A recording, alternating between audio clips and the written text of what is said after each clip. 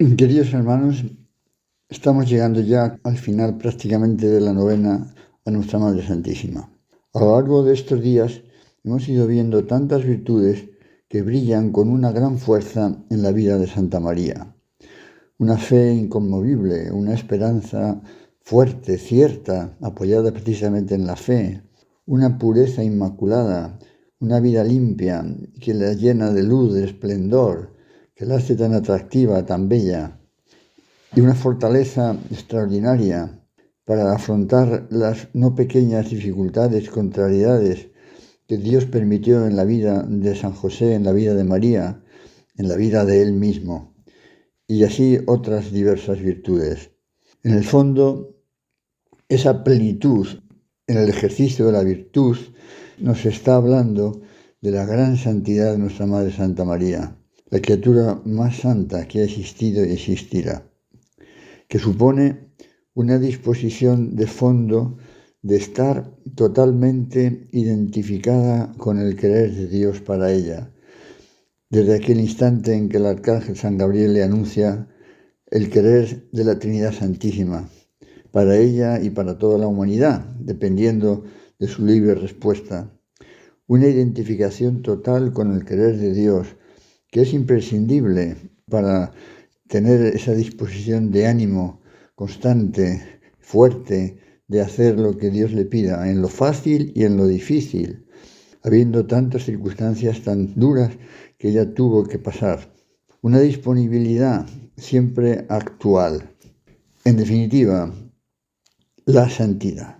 Todo eso, toda esa disponibilidad, esas virtudes ejercitadas en plenitud, indican la santidad de nuestra Madre Santa María, la plenitud de su vida cristiana. San José la acompañó muy de cerca.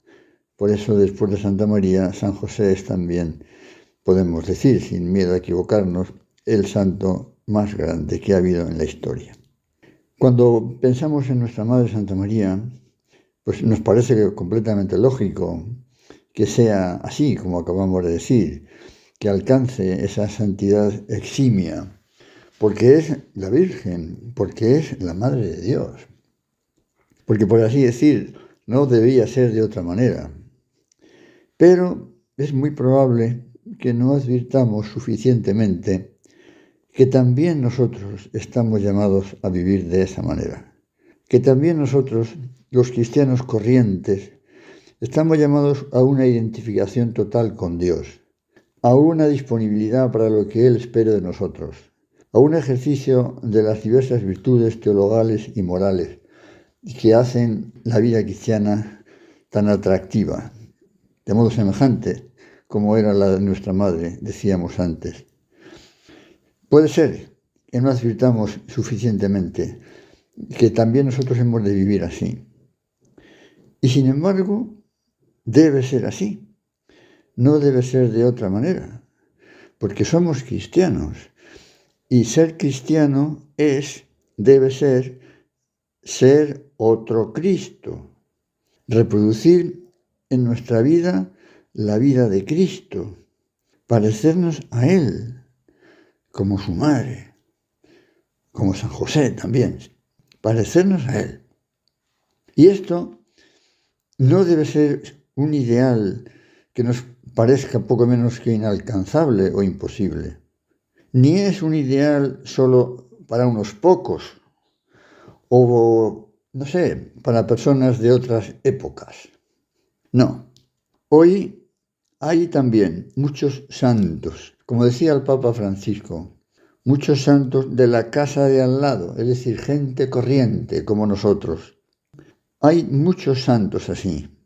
Ciertamente, algunos, pocos, serán canonizados.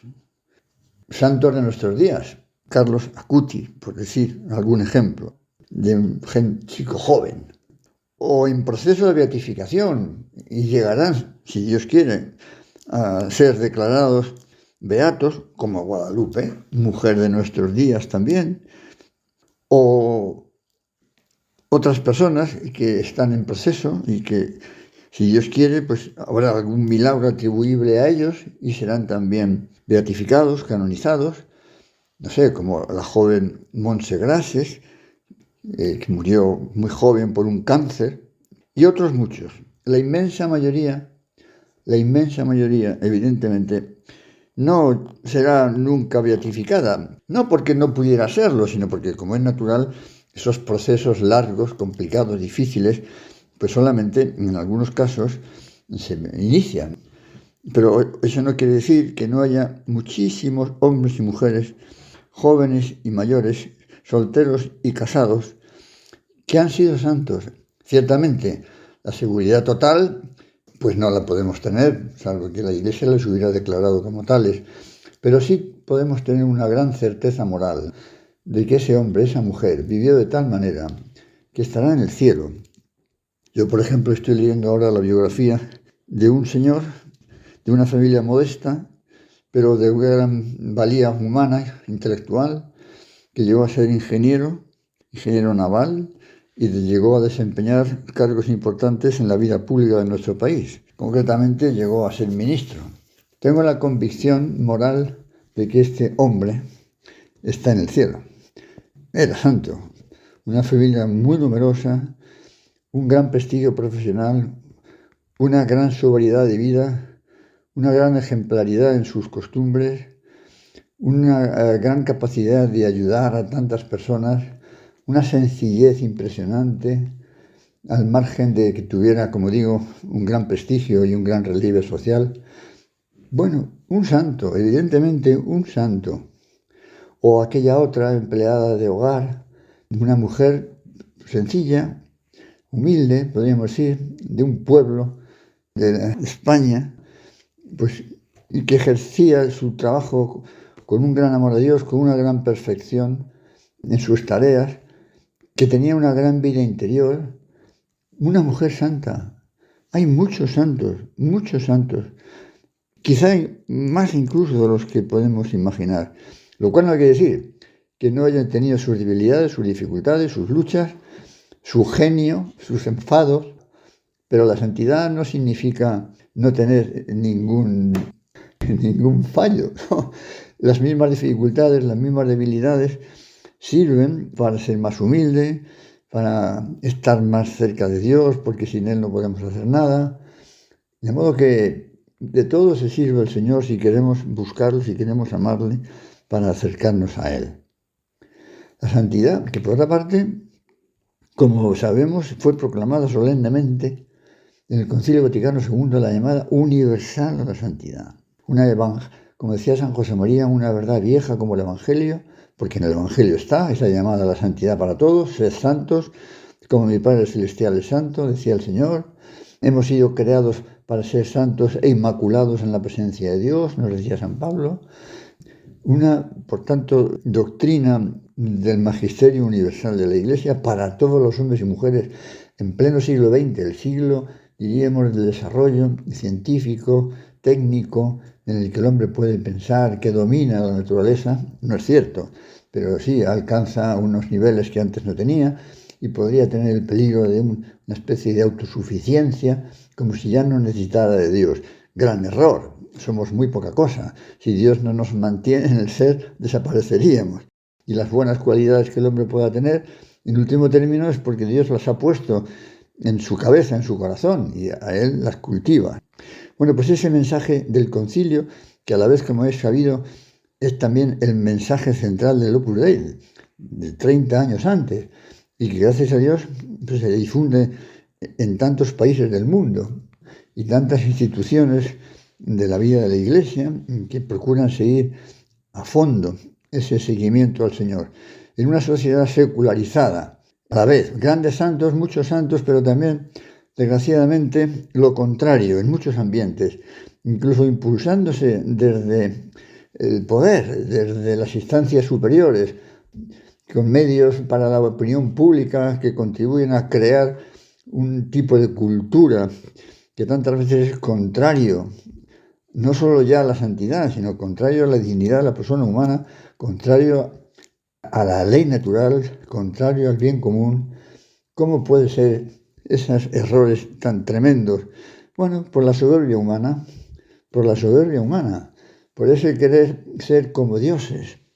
que tenemos que tener presente y, por tanto, un motivo más de responsabilidad para vivir a fondo nuestra vida cristiana y poder influir claramente en el ambiente de la sociedad en la que vivimos.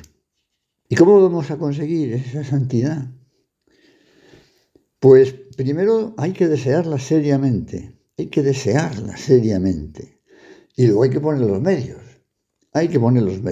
Es una aventura apasionante, no es una carga pesada, no es simplemente una obligación, no.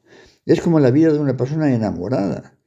Todo lo que hace por manifestar su amor a aquellos a los que ama, le llena, le da sentido a su vida. No podría vivir de otra manera. ¿Supondrá esfuerzo? ¿Supondrá entregarse? Claro que sí, pero vale la pena porque la vida se llena de gozo, de alegría, de sentido.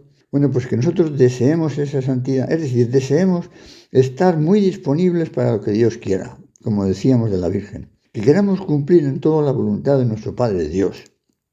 Que no nos va a pedir nada que con su gracia no podamos vivir. Que por tanto queramos estar siempre en gracia de Dios. Y por eso acudamos con frecuencia a los sacramentos, la Sagrada Comunión, la confesión frecuente también, aunque no tengamos conciencia de pecado grave incluso. Un trato diario con Dios, como hacemos con las personas que amamos, a las que queremos amar de verdad. Les vemos, hablamos, les tratamos, les escuchamos, no podemos vivir sin estar con ellas.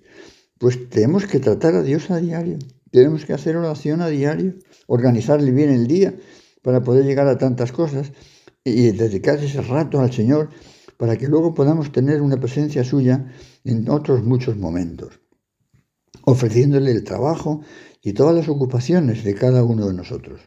Porque el día entero puede estar de cara a Dios, puede ser una unión con Dios. No hay nada que sea nada bueno, noble, recto, que sea indiferente con relación a nuestro trato con Dios. Ahí nos espera Él, ese ser contemplativos en las vidas de cada día, en las cosas corrientes de cada día. Una presencia de Dios totalmente compatible con tener la cabeza puesta en las cosas que tenemos que sacar adelante. Y así le damos mucho más relieve, las acabamos mejor, las llevamos con más entereza y fortaleza. Y en definitiva es mucho hasta más eficaz humanamente hablando. La caridad con todos los demás, porque no se trata de voy yo a buscar mi santidad y ya está. No, yo no puedo alcanzar esa unión con Dios si no es a través de los demás. Amar a Dios y al prójimo. Sabemos que no se puede prescindir de esa dimensión de amor a los demás. Obras son amores y no buenas razones. Es el segundo mandamiento de la ley de Dios. Amar al prójimo como a uno mismo. Y así nos vamos ejercitándose en tantas virtudes como antes decíamos. Seremos personas generosas, fuertes, templados, justos, alegres. Y así debe ser un cristiano, el gancho de un cristiano para acercar las almas a Dios.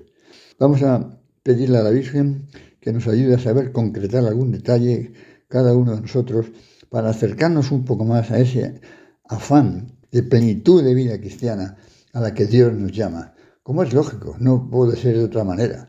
No puede querer Dios de la inmensa mayoría de hombres y mujeres que vivan su vocación simplemente como para cumplir o como para ir tirando. No, todos, desde el Papa hasta el último bautizado. Que la Virgen Santísima, como digo, y tantos santos de nuestra devoción nos ayuden a saber concretar para vivir cada día mejor lo que Dios nos pide.